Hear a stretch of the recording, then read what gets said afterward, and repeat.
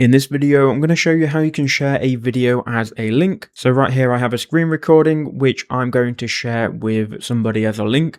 So what we need to do is open up a web browser. Now I've got open Google Chrome and I'm on Google. And if you've got a Google account and you use Google regularly, if you're logged in, if you go to Google Apps in the top right-hand corner of Google, you can then go to Drive. This will open up Google Drive, and what you can do is upload the file here and then share it via a link. So if you've never used this before, you won't have any suggested folders or files, but what you can do is go to New in the top left-hand corner. You can then click on File Upload, and then here you can locate the video. So mine is just on my desktop. We'll click on it and we'll click Open. You'll then see it's starting to upload in the bottom right hand corner. Once this has a green tick and it's uploaded, you'll then be able to go to Recent and you should see the video. So here it is.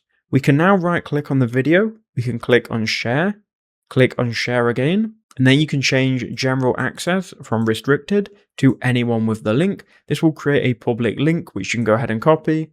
Then if you give this link to anybody, they'll be able to view it and also download the video. Just give it time to process, but that's how you can do it. I hope that video helped.